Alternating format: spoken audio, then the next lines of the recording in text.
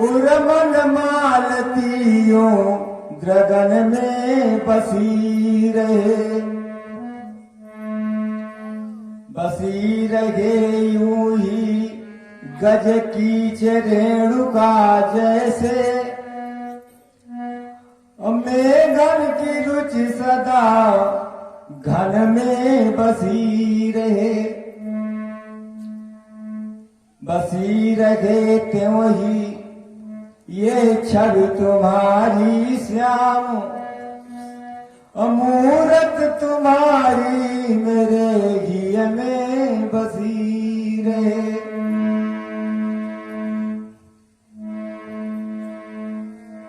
हाँ सज्जनों, बड़ा ही सुंदर प्रसंग अभी तक सुनते रहे,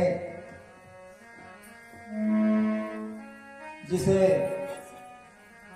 विधिवत भगवान भोलेनाथ ने माता पार्वती को सुनाया था। कहते हैं कि न बाजी सब बराबर की, जो करता जा रहा बाजी। और सुनाऊं रात भर तुमको, कहां कैसे कहां बाजी। भजो श्री राम को बंदे, अब कर ले कुछ भजन बाजी। और वही दुनिया में हारा है, जिसको है अहम बाजी।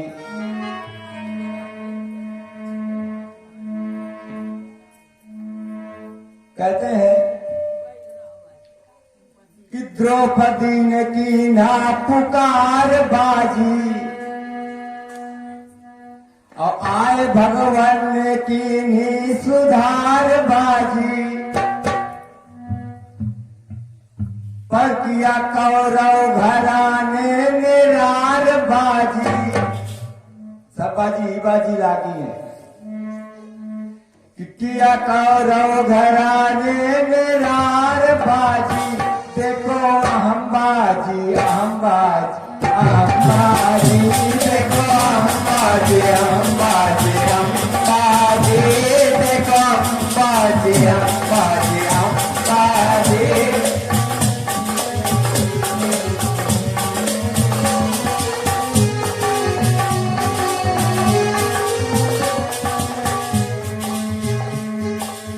अहंकार अहंकार अहंकार के लिए कहा गया है। नारद को भी अहंकार हो गया था, अभी सुन रहे थे। तो अहमबाजी देखिए, बाजी लगाकर कौरव दल में करना चाहा द्रुपद सुता को नग्न रे। बाजी लगाकर दुशासन है हारा, बिगड़ गए सब ढंग रे।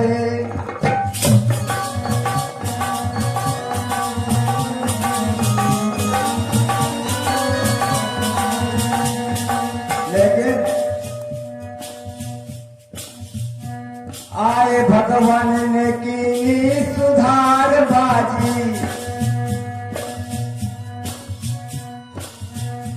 और कौरवों की चली ना कुछ रार बाजी। देखो अंबाजी अंबाजी अंबाजी, देखो अंबाजी अंबाजी अंबाजी, देखो अंबाजी अंबाजी अंबाजी।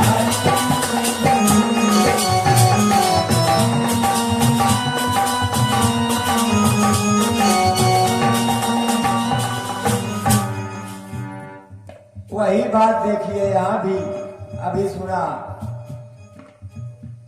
नारद जी आए, भगवान भोले बाबा दरबार पहुंच गए और कहने लगे कि बाजी लगाकर नारद भी आए और बोले मैं जी का काम को भोले बाबा से बताने लगे अपना अहंकार।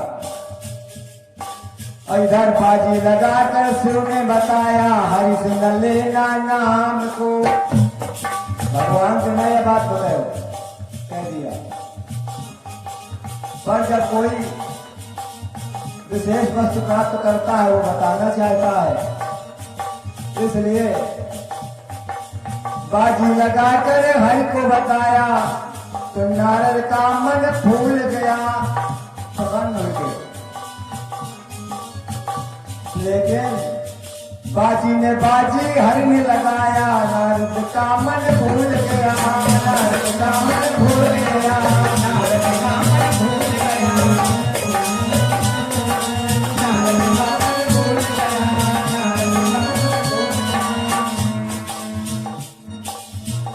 तो नारद की चली ना अहम बाजी,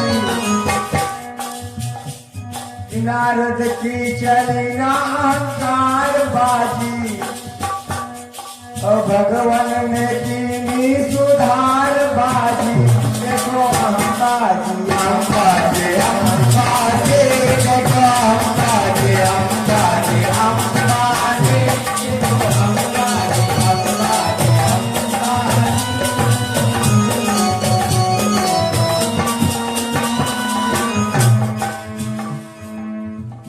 इसलिए अहमबाजी ये शब्द बहुत कठिन है, इसको निभाना भी बड़ा कठिन है। जो कथा आप लोग सुन रहे हैं इसमें यही है। इसको पूर्णतया महाराज दुर्योधन ने निभाया है। इन्होंने निश्चय कर लिया था, प्रतिज्ञा कर ली थी कि मैं अपने जीवन में अहंकार और अन्याय नहीं छोड़ूंगा। और धर्मराज ने प्रतिज्ञा की थी कि मैं अपने जीवन में ये दोनों चीजें नहीं लाऊंगा। बस यही एक लड़ाई थी। एक एक के भाव से विपरीत थे स्वभाव। इसी श्रृंखला में हमारे भाई श्री राम जी त्रिवेदी वो भगवान के इस पवित्र कथा के अंतर्गत द्वारकाधीश के समक्ष भेंट लगाई है 50 रुपए से। और हम भगवान से कामना करते हैं कि भगवान उनके सकल मनोरथ सिद्ध करें। और महामाई का भी दरबार लगा है, माता भी उन पर कृपा करें। चलते हैं आगे। हे नंद के नंद नंदना, जय श्री नंद किशोर, जय गोपी जन पल्लभ, जय श्री माखन चोर।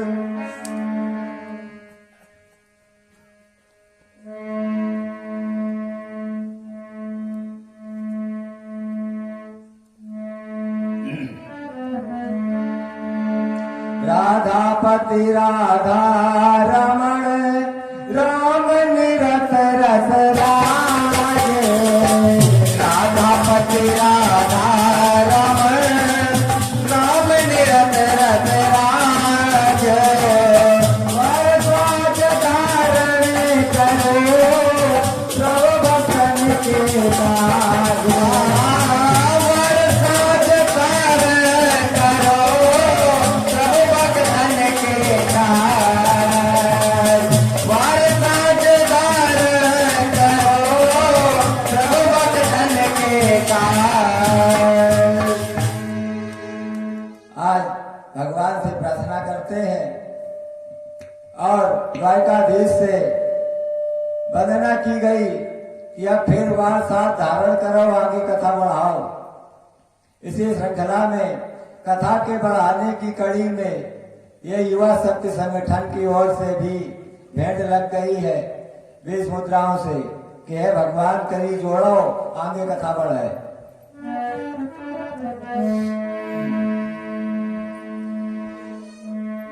कि माधो लकुटी कमली धर दो सारथी साज सज कर आओ। हे परमारथ स्वारथी सारथी अब पारथ कारथ ले आओ।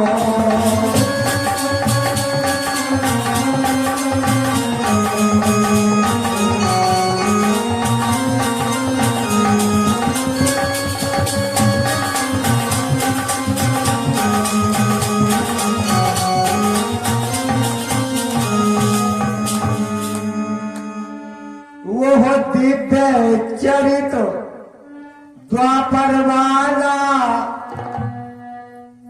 श्री मुख द्वारा ही बतला दो। ये जुबा खड़खड़ा रही नाथ तो बक्ता बन कर ही बतला दो।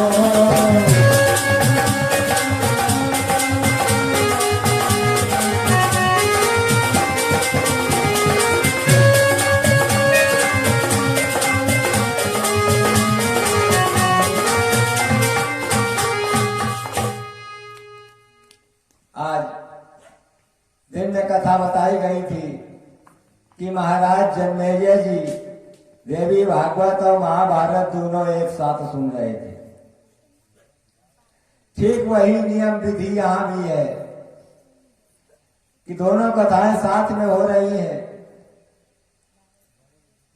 और वैशम पायन जी कहने लगे, राजन कल की कथा की कड़ी कहाँ थी?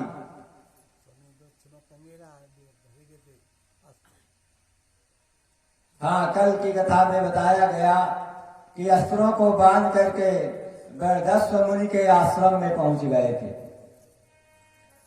और मुनिवर से प्रार्थना करी कि हे महाराज, जिस तरह हमारे पास संकट पड़ा हुआ है, क्या ऐसा संकट और भी किसी नेपाल को पड़ा होगा?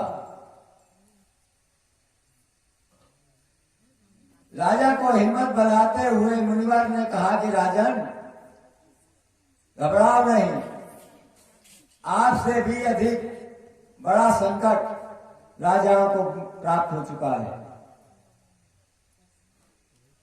अब धर्मराज जानना चाहते हैं कि कौन थे ऐसे जिनको हमसे बड़ा संकट मिल गया। कहने लगे, नैसिक देश में महाराज अश्वपति के पुत्र है राजा नल। यद्यपि बड़े ही धर्मात्मा राजा थे, सुंदरता भी थी, नीतिज्ञ गुणवान थे। संजोग हुआ एक बार भ्रमण करते हुए शिकार के बहाने विदर्भ देश तक आ गए अपने देश से। विदर्भ देश की सीमा में एक सरोवर था।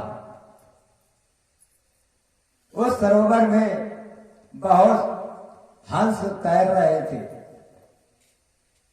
अच्छा लगा देख करके, तो एक हंस को पकड़ लिया राजा।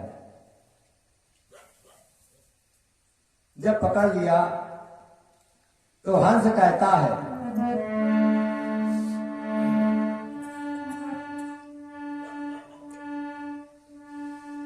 हंस ने कहा कि महाराज, कि उस बन के एक सरोवर में हंसों का जोड़ दिखाता था। वो जोड़ों में प्रत्येक जोड़ बेजोड़ नजर में आता था।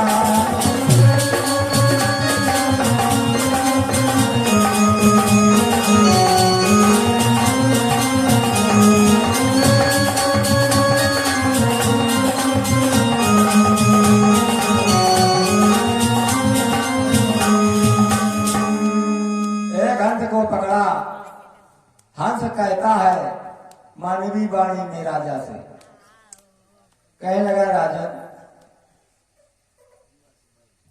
हमको छोड़ दीजिए, हमारी पत्नी अकेले है, वो दुखी होगी। कि मेरा जोड़ा मिलवा दोगे तो इसका मैं बदला दूंगा,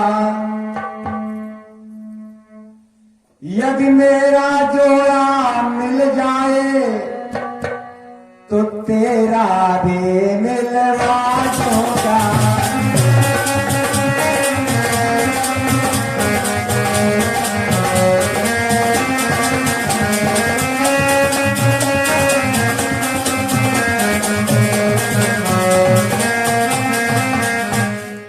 अगर मेरा मिल जाएगा तो आपका भी जोड़ा हम कहीं विवाह करवाएंगे। राजा ने छोड़ दिया उसको, वापस अपने नगर नैसित देश को चले गए। कालांतर में विदर्भ देश के राजा भीम थे, भीमराय। उनके एक पुत्री थी दमयंती। सखियों के साथ उसी सरोवर में एक दिन स्नान करने पहुंच गए। स्नान किया तो उस हंस ने दमयंती से कहा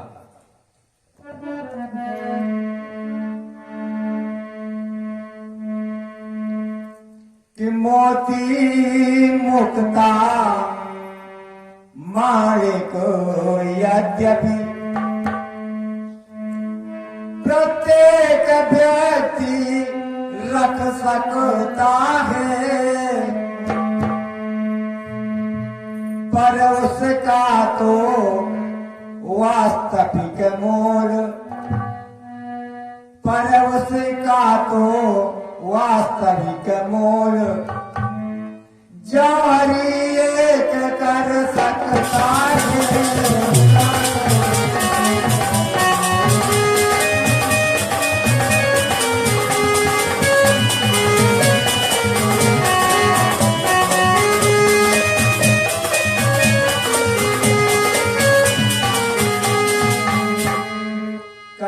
हीरा मोती तो सब कोई रख सकता है, पर वो कितनी कीमत का है वो वक्त जौहरी ही जानता है।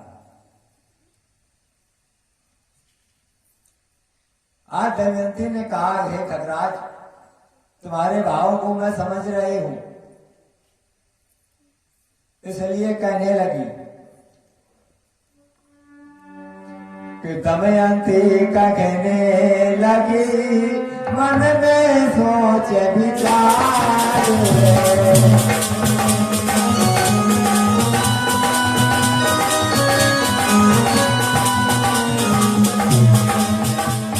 कि बदलाओ कोई और भरो भगवती मुझे दिया।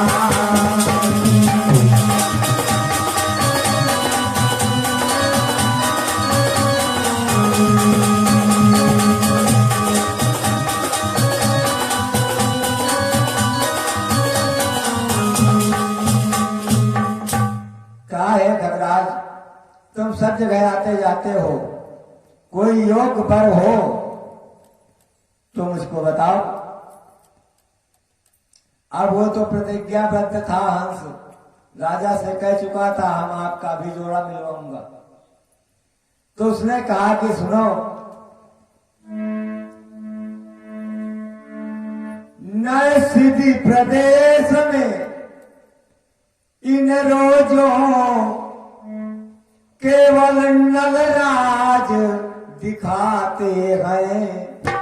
सारी पृथ्वी में नैसित प्रदेश में हमारी नजर में तो सिर्फ महाराज नल हैं आपके हो, कि उनके निकाम सुघराई पर बेकाम काम बन जाते हैं।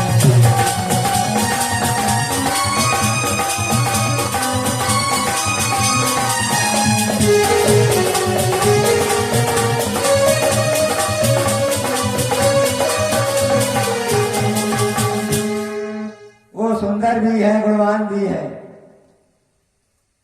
और आपके योग्य भी है।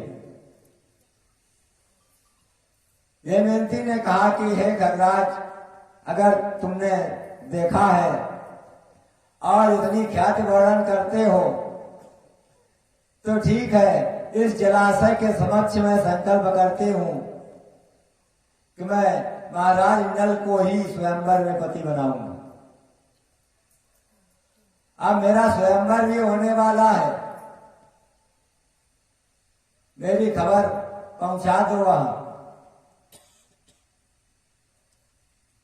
हंसराज ने कहा कि महारानी, हे राजकुमारी जी, हम आपके हिसाब से तो बोल नहीं पाऊंगा राजा से सब कुछ, तो ऐसा करो, एक पत्र लिखो और पत्र लिख करके मुझे दे दो, वो मैं पहुंचा दूंगा। जिस प्रकार रुक्मिणी ने पत्र भेजा था भगवान श्याम सुंदर के लिए, ऐसे ही दमयंती ने एक पत्र लिखा और उस हंस के गले में बांध दिया डोरे से। हंसराज उड़ता है, उड़ करके नैसित प्रदेश पहुंचा, महाराज के से मिला। राजा ने उस कागज को निकाला, उसके कंठ से पढ़ा।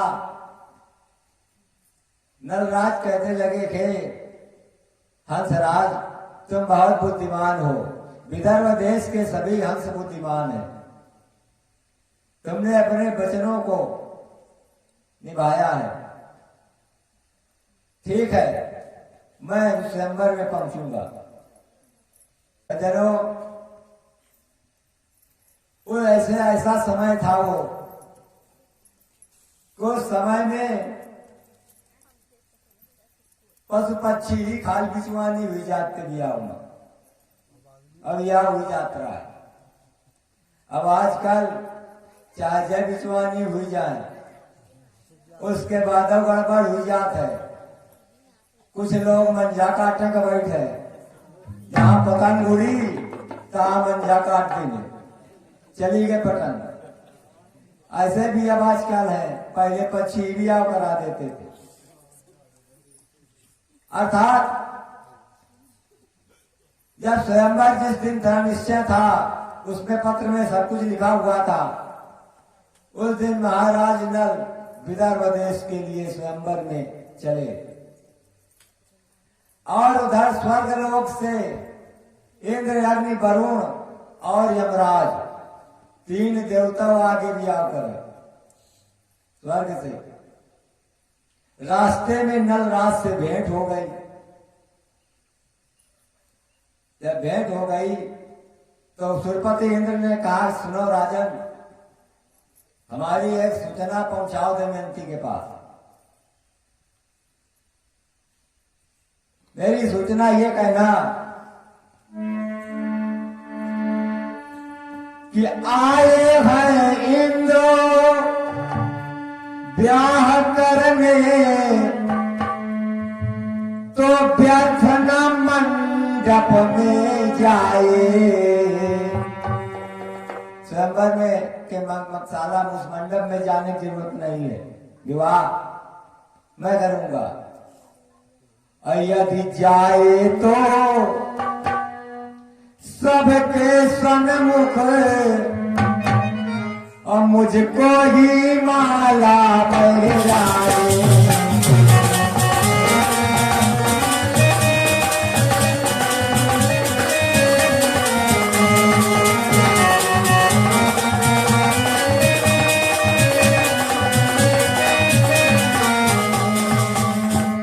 अगर जाए भी तो मुझे ही जयमाल पहनावे, ये सूचना पहुंचाओ राजमहल में। महारानी और दमयंती के बीच में ये बात हमारी कहो जाके, हमारे तुम दूत बन के जाओ। महाराज ब्याह करने जा रहे थे, आज दूत बनने की बात आ गई रास्ते में। महाराज नल कहते हैं, हे देवताओं, आप लोग देवता हैं, आपकी आज्ञा स्वीकार है, लेकिन आज तो वहां बहुत बड़ा लंबा पहरा होगा, सिकोटरी लाग हुई। अभी राजभवन में बड़े बड़े दरबारी बल्लम लिए खड़े होंगे, मैं कैसे पहुंच पाऊंगा? इसलिए सुनो महाराज,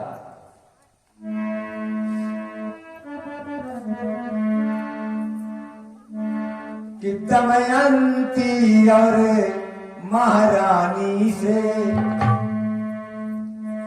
बात ही न होने पाएगी,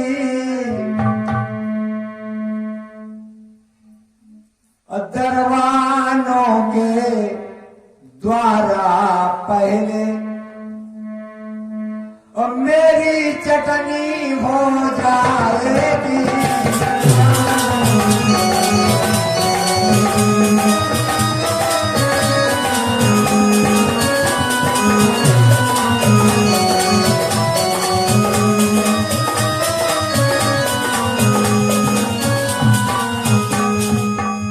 कहा महाराज दरबानी पहले ही मुझे पकड़ लेंगे, मारपीट करेंगे। सुरपति इंद्र ने कहा मैं तुमको एक सुरक्षा कवच देता हूं। इस कवच का प्रभाव यह होगा कि तुम वहीं से निकलोगे पर किसी को दिखाओगे नहीं। जिसके पास सूचना तुम्हें पहुंचानी है वही वर तुम्हें देख पाएगा। जब कोई देख ही नहीं पाएगा तो कौन तुमको पकड़ेगा? देवताओं का काम सुरक्षा कवच दे दिया और अपनी सूचना कह दी। अब महाराज नल दूत बन करके राजभवन में पहुंच गए, जहां दमयंती महारानी और बहुत सी सखियां सभी तैयारी में लगी हुई थी। सूचना बताई कि महाराज सुरपति इंद्र आए हुए हैं स्वयंवर में और वो दमयंती से विवाह करना चाहते हैं। हे महारानी जी, हम उन्हीं की सूचना लेकर आए हैं।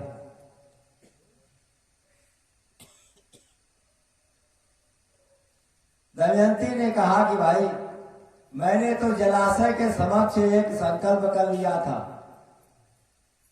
कि नैसिक प्रदेश के महाराज नल से ही विवाह करूंगी।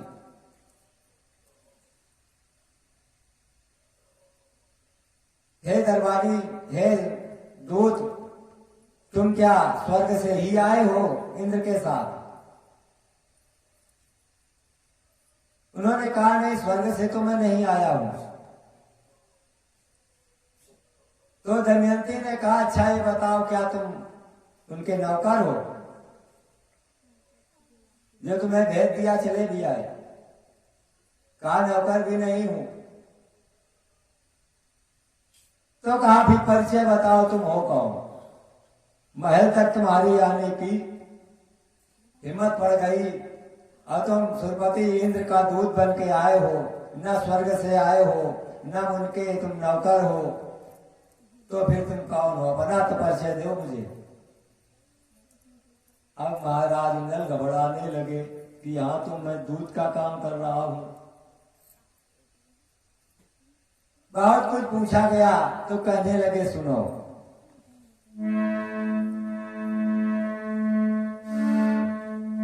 कि क्या असल कहूं या नकल कहूं, आकिल हूं लेकिन बेकल हूं। बड़ी दोनों तरफ से आफत है। तो क्या असल कहूं या नकल कहूं, आज कहूं या मैं बेकल हूं, यानी बिरहा नल का विदर्भ, देवी मैं भी राजा नल हूं।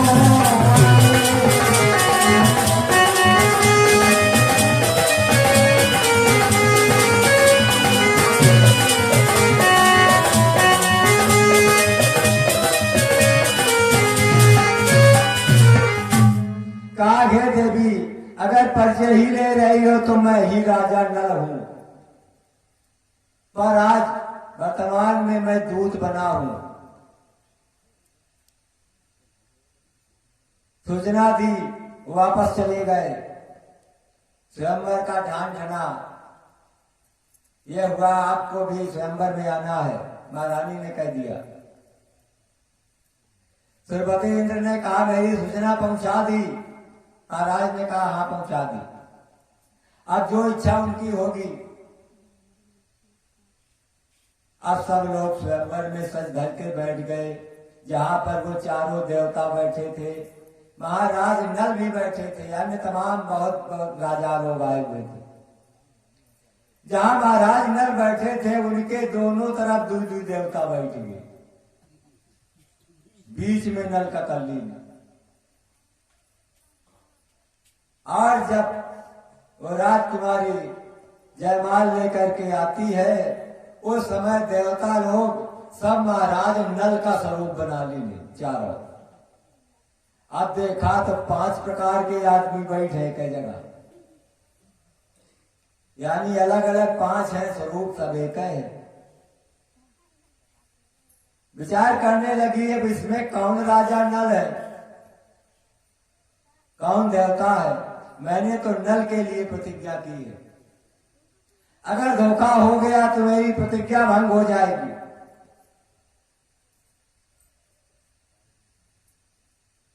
अर्थात भगवान द्वारकाधीश की याद की है दमयंती ने भी। मुसीबत के समय द्वारिकानाथ की जरूरत है। गिरा जब हाथी को पकड़ लिया था, मुसीबत आ गई, रोया गाया तो भगवान को दौड़ना पड़ गया। द्रौपदी को चीर खींचते समय रोना गाना पड़ा तो भगवान को दौड़ना पड़ गया। अब आज दमयंती पर मुसीबत आ गई कि एक ही प्रकार के 5 लोग हैं, क्या करें धोखा न हो।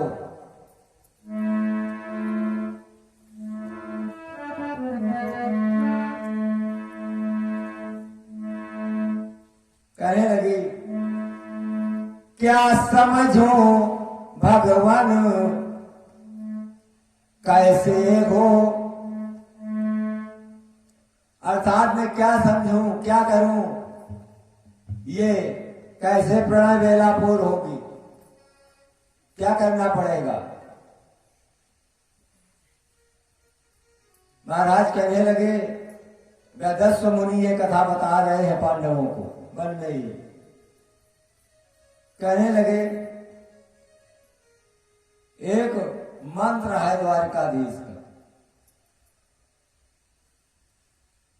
वो मंत्र सिर्फ इतना ही है, हरि शरणम, आत्मसमर्पण हुई जाओ शरणम भगवान के। 3 बार हरि शरणम कहो तो आप समर्पित हो गए, फिर आपकी मुसीबत का भार उनके ऊपर हो गया। वही उसने किया। भगवान ने प्रेरणा दे दी हृदय में कि हे देवी, जो बीच में बैठे हुए हैं वही महाराज नल है। तुम इधर उधर को न देख कर बीच वाले के ही माला पहना दे। ये भी माला पहनाया गया तो चारों देवता अपने अपने स्वरूप में हुई गए। फिर जय जयकार हुआ। जब वापस चलने लगे तो उसी स्वयंवर में विवाह के लिए द्वापर और कलयुग ये दोनों जा रहे थे स्वयंवर में। जब देवताओं को रास्ता में मिल गए वापसी में, उन्होंने कहा देवताओं कहां से वापस आ रहे हो। उन्होंने कहा स्वयंवर दमयंती का था हो गया, अब मैं वापस जा रहा हूं। कलयुग और द्वापर ने कहा हम तो तैयार होके आए हैं स्वयंवर के लिए, ये हुआ तो हो गया। देवताओं ने कहा राजा ने हमारी आज्ञा को मान करके हमारा कार्य पूरा किया है, इसलिए मैंने कोई विरोध नहीं किया। अब इन दोनों को ईर्षा हो गई, द्वापर और कलयुग को। विचार करने लगे कि अगर मेरी चलती तो इनको बन बन की मिट्टी छनवा देता। विवाह मैं करना चाहता था और नल के साथ विवाह हो गया। देवताओं ने समझाया, इंद्रादि जो 4 देवता थे, कह रहे हे द्वापर और कलयुग ईर्षा मत करो, वो बहुत धर्मात्मा राजा है। स्वयं विवाह करने गया हुआ था, फिर भी दूत बन गया। अर्थात उससे ईर्षा करना छोड़ दो। देवता लोग तो चले गए समझा करके, लेकिन द्वापर और कलयुग ने ये बात नहीं समझी। महाराज नल के एक भाई थे पुष्कर। पुष्कर के शरीर के में कलयुग प्रवेश कर गया और द्वापर से कहा तुम सहयोग करो मेरा। पुष्कर को सिखा पढ़ा के राजा नल के पास ले आओ द्यूत कीड़ा खेलने के लिए। उसके अंदर तो मैं बैठा हूं, मैं जैसा चाहूंगा वैसा ही होगा। पहले समय में राजा लोग द्यूत कीड़ा के शौकीन हुआ करते थे। लेकर के आ गया। महाराज ने कहा कि भाई अगर समय है हो तो भाई खेल लो। पुष्कर ने आकर के यही बात कही कि मैं दूध कीड़ा के लिए आया हूं। बैठ गए। संजोग की उसके तो शरीर में कलकाल था, ईर्षा थी। ईर्षा बस उसने वही किया जो चाहता था। जय हुए दांव लगाया गया। महाराज नल ने दांव लगाया तो वही हुआ कि पहली बार धन माल गया और दूसरी बार सोना चांदी और तीसरी बार गज द्वार गए और चौथी बार दास बांधी।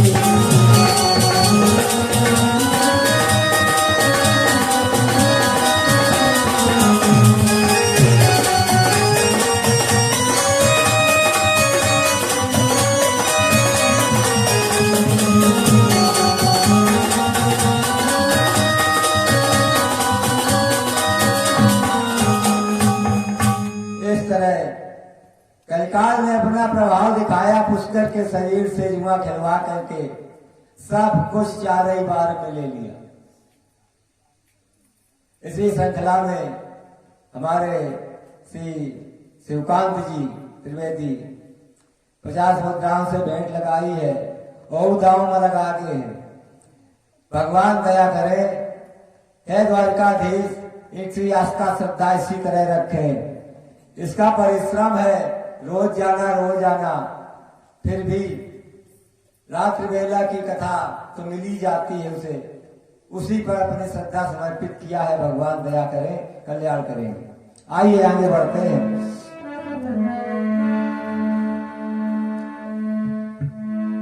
जब धीरे धीरे सब कुछ चला गया 4 ही बार में, तब पुष्कर राज ने कहा कि राजन, आपके यहाँ जितने घोड़े हाथी सब हैं, वो सब एक ही बार में हमारे सब हो गए। जितने आपके सैनिक हैं, नौकर चाकर है, दास दासी, ये सब चौथी बार की चाल में आप मुझको दे दिया है। आपका खजाना दूसरी बार के ही चाल में आ गया मेरी तरफ। और जो मुक्ता मणियों की ये कीमती माला आप पहने हुए हैं, इसे तो पहले ही लगा रखा था, ये भी अब आपका नहीं है। अब ये सब मेरा हो गया। अब एक हफ्ता न भरा है शादी का, विवाह का हुआ था, और ये स्थिति आ गई ईर्षावश। कहते हैं राजा ने विचार किया कि अब तो यहाँ रहना भी ठीक नहीं, जब मेरा कुछ रह ही नहीं गया, किसी दूसरे के अधिकार में अधिकार करना अपराध है, चल देते हैं। दमयंती से कहने लगे, देवी तुम अपने पिता के घर चली जाओ, वहां तुम्हारा जीवन बीत जाएगा। कि तुम माई के चली जाओ, सुख से तो प्रतिपालन होगा, और ईश्वर को मंजूर हुआ तो फिर से सम्मेलन होगा।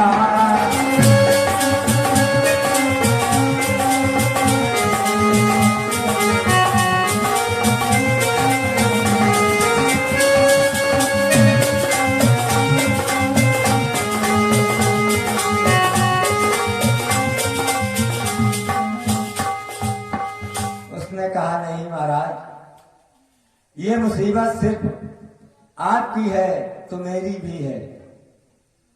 जिस तरह से आप समय काटेंगे उसी तरह मैं भी समय काट लूंगी। मुसीबत में साथ छोड़ना ये अन्याय होता है, ये वचन दिए जाते हैं विवाह के समय। आज दोनों चल पड़े हैं, राज्य की सीमा तक संकल्प कर लिया कि अब जहां तक ये राज्य की सीमा है वहां तक मुझे अब जल भी नहीं ग्रहण करना, क्योंकि अब जल भी यहाँ का मेरे अधिकार में नहीं रहा। चलते चलते 3 रोज बीत गए, तब वे अपन सीमा के बाहर निकल पाए। पैदल चलते चलते बहुत प्यास से विकल हो गए। दूसरे राजा की सीमा में उनके मित्र राजा थे, विचार करते हैं मुसीबत में मित्र के पास जाना चाहिए। आपातकाल में मित्र ही मदद करता है। कहीं न जाकर वहीं पहुंचे और स्थिति परिस्थिति सब देखी। जब उसके मित्र ने बड़े ही बैठाला और सम्मान किया, कहा, राजन, अब जितने दिन तुम्हारे गड़बड़ है उतने दिन तुम यहीं रहो, यहां कोई तुम्हें मुसीबत नहीं होगी, सारे सब साधन सुलभ है। एक कमरा दे दिया गया कि आप इसी में विश्राम करोगे और समय से आपको भोजन पानी सब व्यवस्था होगी। उस दिन तो लेट गए। कालांतर में समय जब बिगड़ता है तो बहुत कठिन होता है। उसकी कठिनाई कैसी होती है कि मित्र करे करनी आरी की। जो मित्र हैं वो हरी माने दुश्मन की नहीं काम करने लगी आपके साथ। मित्र करे करनी आरी की और धरणी धर ठीक न न्याय निपाटत। और उस मुसीबत के समय पर धरणीधर भी ध्यान नहीं देते, क्यों तो भोगना ही भोगना है। अब भाव विपरीत जब विधिना तब ऊंट चढ़े पर कोपुर काटत। इतने ऊंचे बैठी हो, फिरो आपको खत लग सकता है, घाव कुत्ते बना सकते हैं। समय जब विपरीत होता है ऊंचाई भी नजदीक ही दिखने लगती है। रात में सोए उस रूम में, कमरे में उस महारानी का एक हार टंगा हुआ था। राजा लेटे हुए हैं, समय इतना विपरीत आ गया, उस हार का एक एक दाना वो खुटिया लीलती चली जा रही है जहां टंगा हुआ था। और सामने लेटे लेटे राजा नजदीक भी रहे। धीरे धीरे जब 2-3 दाने निकल गई खूंटी, तब कल्पना की कि लगता है ये धीरे धीरे सभी हार समाप्त हो जाएगा, ये खूंटी निकल जाएगी और ये दोष मुझ पर आ जाएगा, क्योंकि मैं ही यहां लेटा हूं। और दोष आ जाएगा तो मेरी मित्रता में फर्क हो जाएगा, अर्थात समय विपरीत है, मित्र का भी साथ मुझे सफल नहीं होगा। ये विचार करके रात ही में दमयंती से कहा कि उठो, इस महल को, इस कमरे को छोड़ देना है। उसे छोड़कर फिर आगे रात में ही निकल पड़े। चलते चलते प्रातः काल जब हुआ तो घने जंगल में पहुंच गए। एक जगह विश्राम करते हैं, भूख प्यास लगी। अब क्या था वहां भोजन के लिए, अर्थात जो धोती पहने हुए थे उसी धोती को उतार करके 2 भाग कर लिए। आधे भाग से दोनों राजा रानी किनारी पकड़ करके दोनों तरफ जल में मछलियों को पकड़ा, जाल की तरह से जाल फंसाकर लोग पकड़ते हैं कि यही भोजन का साधन बनेगा। कोई मछलियां प्राप्त हुई और जब लकड़ी लाकर जलाया कि भूंज ले इनको, ये भोजन करेंगे। सब कुछ करने पर और वो कपड़ा जो था भींगा हुआ था उसको फैला दिया सूखने को। उधर एक पक्षी चील जिसे कहते हैं आया और चोंच में वो कपड़ा दबा लेगा। भोजन के लिए बैठते हैं तो भुजी हुई मछली उछल करके जल में चली गई। अब राजा घबराए कि इतना कठिन समय, बैठ गए। वो चील जो ले गई है वस्त्र, वो आसमान से एक आवाज कर रही है, कहते ये सुनो राजन,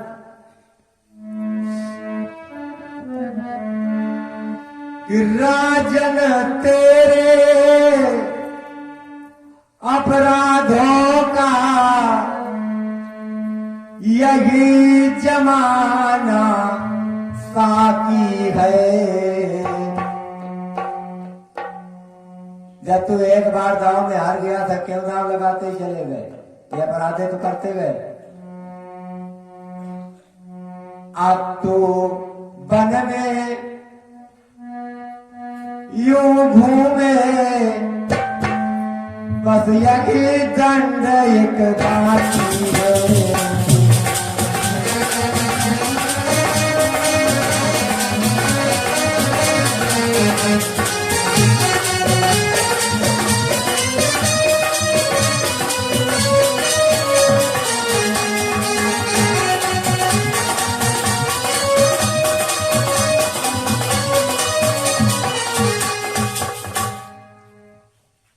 आज शांत होकर के बैठ गए। कहने का संतों ने कहा है कि तुलसी चुप होए बैठिए, देख दिनन के फेर। जब दिन खराब हो तो ज्यादा हाथ पैर इधर उधर न चलाओ, सब जगह आपको नुकसान ही होगा। बैठ जाओ, शांत चुप हो गए कि अभी काम कुछ बनने वाला नहीं है। और जब ये अच्छे दिन आई है तो भरत न लागी देर, फिर देर नहीं लगेगी, कितने जल्दी आप बड़े हो जाएंगे, हर वस्तु से संपन्न हो जाएंगे। तो राजा शांत चित्त बैठ गए। राजा की ही जाग पर दमयंती ने सर रखा और वो भी लेट के सो गई यूं ही पृथ्वी पर। थके हुए थे सब, भूखे प्यासे थे। आज महाराज विचार करते हैं बैठे बैठे, अगर मैं कहीं जाकर नौकरी भी कर लूं पर अब ये दमयंती साथ में है, ये मुसीबत है। ये अगर नहीं होती तो मैं तो कहीं भी कुछ कर सकता था, जाकर अपना जीवन यापन कैसे समय काट लेता। अब इसे लेकर कहां जाऊंगा, ये कल्पना करते रहे। अंत में इसी निर्णय पर आए कि इसे मुझे यहीं छोड़ देना चाहिए, और जब मैं नहीं रहूंगा, इसकी नींद खुलेगी, तब ये स्वयं अपने पिता के घर चली जाएगी। यही निर्णय लिया और छोड़कर चले गए। आगे अकेले ही बढ़े चले जा रहे थे तो क्या देखा, एक वन में आग लग गई थी। आग लग गई, उस आग के ठीक 10 कदम की दूरी पर एक अजगर नाम का बहुत बड़ा सर्प पड़ा हुआ था। उसने आवाज लगाई कि हे राजन, मैं इस आग से जल जाऊंगा, मैं अचला हूं, चल नहीं पाता हूं, मुझे यहां से कुछ दूर कर दो, हम इसके बदले आपको कुछ वस्तु देंगे। राजा ने विचार किया कि सब कुछ तो जला ही गया है, चलो अंत समय है कि आए उपकार कर ले। अचल है, भग पाएगा नहीं, आग बढ़ती बढ़ती आ जाएगी इसके पास, ये जल सकता है। तो उसको पकड़ करके अजगर को काफी दूर आग से ले जाके छोड़ दीजिए। ये वे उसको छोड़ा है, उसी समय उस अजगर ने राजा को काट लिया। ये वे काट लिया, सारा शरीर जहर से काला हुईगा राजा, बिल्कुल।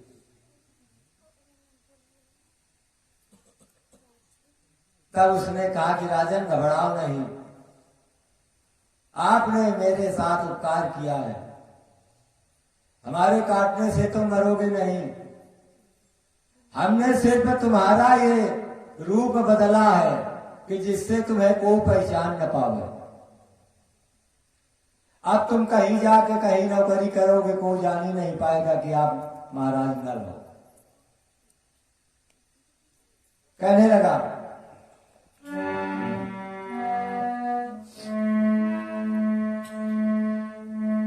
एक चीर 2 मंत्र दे दिए, उपदेश कर दिया। कथा लंबी है सज्जनों, इसको मांगे यूं ही ले चलते हैं। और उसके बाद महाराज आगे जाते हैं और ऋतु पढ़ के यहां जाकर बाहुक बन करके नौकरी करने लगे, सारथी का काम कर लिया है। इधर जब दमयंती की नींद खुली, अब चारों तरफ देखा, कहीं कोई नहीं, बहुत दुखी। आवाज लगाती है और रो रो कर कहने लगी कि ओ मेरे प्राणाधार हो यूं मझधार ना छोड़ो,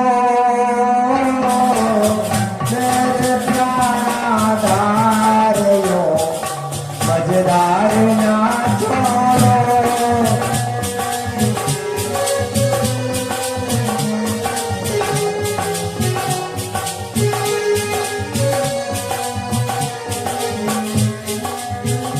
क्या नहीं महाराज, तेरे हित मैंने तजा मात पिता परिवार,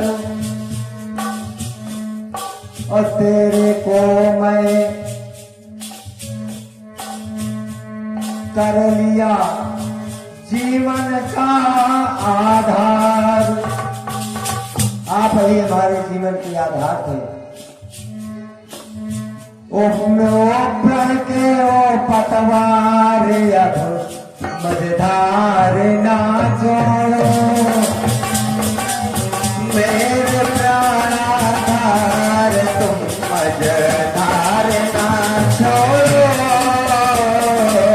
मेरे प्राणाधार तुम मझधार ना छोड़ो।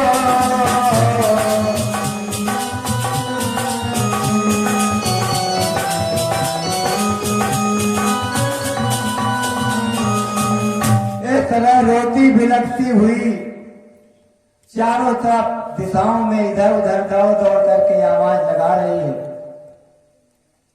लेकिन जब कहीं से महाराज दिखाई नहीं पड़े, उसी समय उस दमयंती के सामने भी एक सर्प आ खड़ा हुआ जंगल में।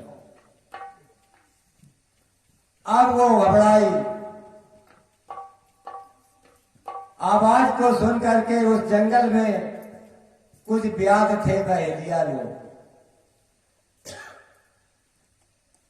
बहेलिया ने आवाज सुनी, आया, देखा ये स्त्री की आवाज इस घोर जंगल में। नजदीक आकर के देखा कि सर्प के भय से ये घबराई हुई है। उसने अपने बाण से उस सर्प को बींध दिया,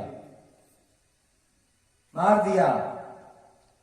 दमयंती के रूप स्वरूप को देख करके वो व्याध मोहित हुई बहेलिया,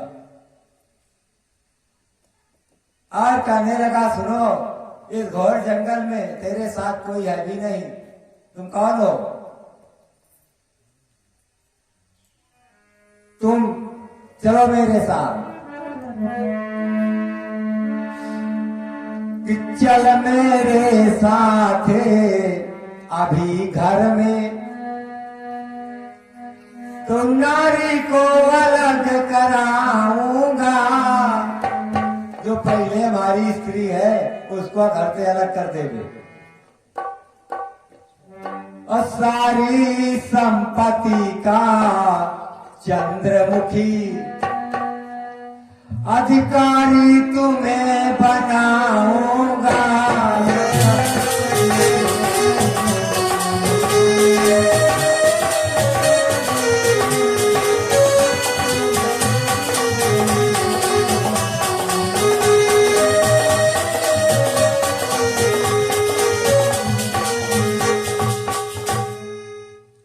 आज जब ये सुना तो दमयंती ने मन में विचार किया कि सर्पते ज्यादा थिया व्याधि बढ़ी गई।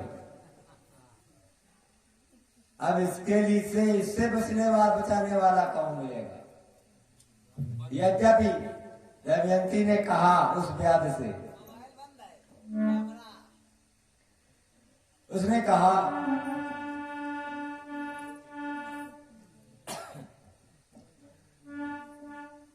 जब भय त्राता तो बनता गए,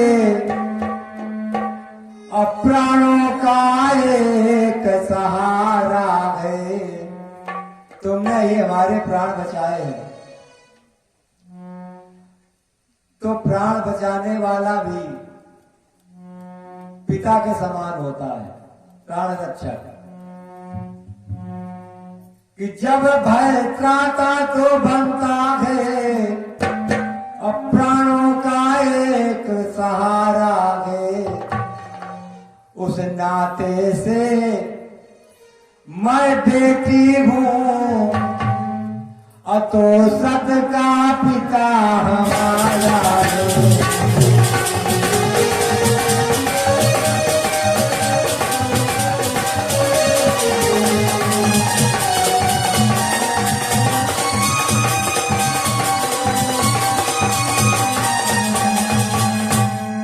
कहा इसलिए मैं तो आपकी बेटी हूं। ये ने कहा, ये हम सब कुछ नहीं जानते, हम जंगली आदमी हैं, ये धर्म कर्म की बात मुझे नहीं ज्ञात है। उसी समय महाराज राजा सुबाहु के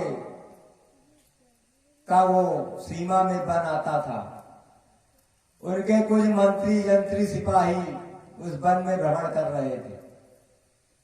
उन्होंने जब ऐसा देखा आए और सारी बात समझ करके उस व्याध को दंडित किया और दमयंती को राजा के सामने नगर में ले गए। उस नगर की राजा की मां थी राजमाता, वृद्ध शरीर था। उन्होंने कहा कि बेटी अब तुम यहीं रहो। सारी जब कथा सुन ली, बता डाली, कहा यहीं रहो, तुम्हें यहां कोई कष्ट नहीं होगा। जब तक तुम्हारे समय अच्छे नहीं, यहीं निवास करो। वहां दमयंती को ठिकाना मिल गया और यहां महाराज नल को ठिकाना मिल गया ऋतुपर्ण के यहां। नौकरी करने लगे हैं। इस प्रकार महाराज प्रियदर्श ऋषि धर्मराज पांडवों के समक्ष उनको ढाढ़स बनाने के लिए, हिम्मत बनाने के लिए नल की कथा सुनाते सुनाते अंत में कहा कि राजन, धीरे धीरे राजा भीमराय को यह ज्ञात हुआ कि दमयंती और नल सब कुछ हार गए, वन को चले गए। तब वो पता लगाने के लिए सूचना के माध्यम से खबरियों को भेज दिया। धीरे धीरे सुबाहु राजा के नगर में आए और दमयंती का पता चल गया। वो इनको ले गए अपने भवन। महाराज भीमराय ने एक निर्णय लिया कि राजा का कैसे अब खोज कर पाऊंगा, तो आज चलो एक फर्जी का स्वयंवर रचे और उस स्वयंवर में घोषणा कराए और इतना समय कम रखे कि देखें उस कम समय में कौन राजा यहां उपस्थित हो सकता है। फर्जी समय रखा गया क्योंकि ये दमयंती को बात मालूम थी कि महाराज नल रथ बहुत तेज चलाते हैं। कितना भी समय कम रखा जाएगा, नल ही यहां समय पर आ सकते हैं और कोई राजा नहीं आ पाएगा। ये उनके पास गुण था। इसलिए शीघ्रता का समय रखा गया। इतने से इतने बजे के अंदर जो नेपाल आना चाहे तो यहां मैं दोबारा दमयंती का स्वयंवर रच रहा हूं, क्योंकि राजा नल का कहीं भी पता नहीं चल रहा। पहुंच गई सूचना सभा, महाराज ऋतुपर्णों की पहुंची। ये ऋतुपर्ण अयोध्या के राजा थे। अब जब हमें सूचना पहुंची, राजा ऋतुपर्ण ने बाहुक से कहा कि क्यों बाहुक, भीमराय विदर्भ देश में स्वयंवर रच रहे दमयंती का, समय बहुत कम है, दूर बहुत है विदर्भ देश, क्या पहुंचा सकोगे तुम? है तुम्हें कला रथ चलाने की? बाहुक ने कहा महाराज कोशिश करूंगा, आप तैयार हो जाओ। महाराज ऋतुपर्ण तैयार होकर बैठ जाते हैं। बाहुक में वो महाराज न रही थे, काले स्वरूप में थे, कोई पहचान ही नहीं पा रहा था। रथ को चलाया, बहुत शीघ्रगामी घोड़े उसमें जोत दिए और अपनी कला के माध्यम से जो समय दिया गया था उसके पहले ही पहुंची गई। कोई राजा नहीं पहुंच पाया। दमयंती को समझ आया कि कौन इतना बड़ा सारथी है गुणवान, जो समय के भीतर इतनी दूर से आ गया अयोध्या से, ऐसा नहीं हो सकता। क्योंकि महाराज बताया करते थे कि मेरे समान शीघ्रगामी रथ चलाने वाला अभी कोई पृथ्वी पर नहीं है, या तो फिर भगवान द्वारकाधीश है। तो ये कौन सारथी है? ठहरा दिया गया कि भाई रुको। उन दिनों जो रथ हाँक कर लाते थे उनको भोजन नहीं दिया जाता था, भोजन सामग्री भेजी जाती थी जहां पर रथ छोड़ा जाता था कि अपने घोड़ों की भी व्यवस्था करो इससे और अपनी करो। उस सामग्री में सारी कच्चा आटा दाल सब कुछ भेजा गया। महाराज के पास एक गुण और था, आगी पानी वो तैयार कर लेते थे मंत्र के प्रभाव से। यही तो परीक्षा दमयंती ले रही थी कि अगर ये आगी और पानी तैयार कर भोजन बना लेंगे तो पक्का विश्वास हो जाएगा कि यही महाराज नल है। धीरे धीरे और सारथी लोग, कुछ राजा आए, समय तक आए, कुछ बाद में भी, सबके लिए व्यवस्था वहां थी। तो अब सबको तो जरूरत पड़ गई आग पानी की, और जो बाहुक सारथी था उसने अपनी व्यवस्था करी, फटाफट भोजन तैयार कर लिया। विश्वास हो गया। दमयंती ने सखियों से कहा मुझे ले चलो, उस बाहुक के ले चलो जो शीघ्रगामी समय के पहले रथ लाया हुआ था। अब ये हुई वहां पहुंच गई। ये दृश्य देखकर, दमयंती को देख करके राजा की आंखों में आंसू आ गए। दमयंती ने कहा महाराज मैंने पहचान लिया है, आप मुझको सोते हुए त्याग गए वन में,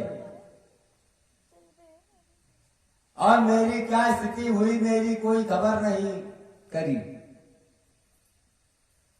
पर मैंने आपकी खबर की और आपके प्राप्त ढूंढने के लिए मैंने ये योजना रचाई, स्वयंवर रचाया, जिससे आप आए हुए हैं। अब आप क्षमा करें हमारे अपराध को। हमारा सिर्फ इतना ही अपराध था कि मैं सो गई थी वहां, तभी आपने त्याग दिया मुझे। अगर मैं जगती रहती तो फिर आप मुझे नहीं त्यागते। उस अपराध को क्षमा कीजिए और इस दासी को शरण में ले लीजिए। अब सारे भेद खुल गए वहां। ऋतुपर्ण महाराज ने हाथ जोड़कर प्रणाम किया बाहुक का, करे हे महाराज नल, हम तो तुम्हें सारथी ही मानते रहे, सेवा कराते रहे, ये स्वरूप कैसे बदल गया? तब सारी कथा बताई उस नाग की, जो उस नाग का कर्कोटक नाम था। उसने जो मंत्र दे रखे थे कि कह दिया था कि राजन जब समय अच्छा आ जाए तो एक मंत्र को पढ़ करके जल में और स्नान करोगे तो तुम असली स्वरूप में फिर आ जाओगे, और दूसरे मंत्र के प्रभाव से फिर तुम धन वैभव सब कुछ तुम्हें प्राप्त हो जाएगा। तुमने प्राणों की रक्षा की है, मुझे आग से बचाया है।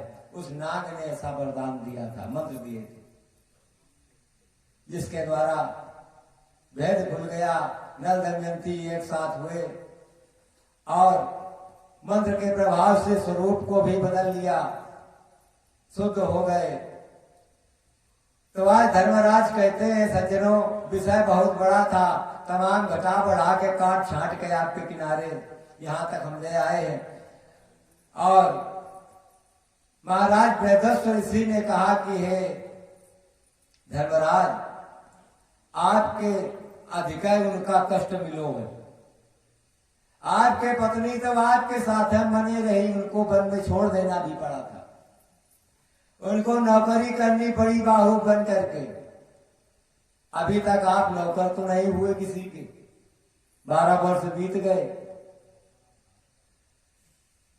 वैसी मुसीबत अभी कहाँ तो आपके सामने आई है। अब 13वां वर्ष जरूर गुप्त रहने का है।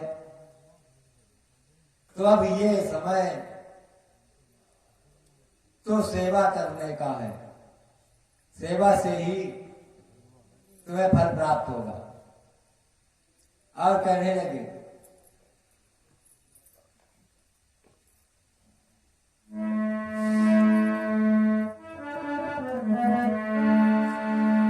हे महाराज, धैर्य को धारण कीजिए और आपको भगवान व्यास ने जो कुछ बताया है उसी मार्ग को अपनाते हुए इस वर्ष को बिताएं।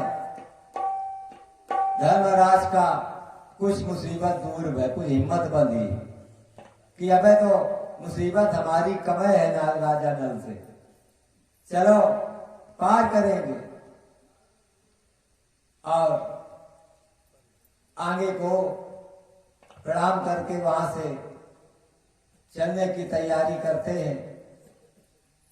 सज्जनों, अब कथा यहीं पर विराम। इस आश्रम में से आगे अब कल अपने उस मार्ग में जाएंगे जहां से गुप्त लीला प्रारंभ होने वाली है। विराट पर्व में पहुंच जाएंगे। कल से विराट पर्व की कथा में आप प्रवेश कर जाएंगे और उसकी कथा को श्रवण करेंगे।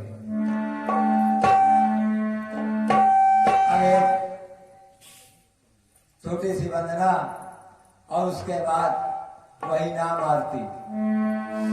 इस प्रकार निज बात का करते प्रभु कल्याण। इस प्रकार निज बात का करते प्रभु कल्याण। दोनों भक्तों प्रेम से जय श्री कृष्ण भगवान। बोलो भक्तों प्रेम से जय श्री कृष्ण भगवान। बोलो भक्तों प्रेम से जय श्री कृष्ण भगवान।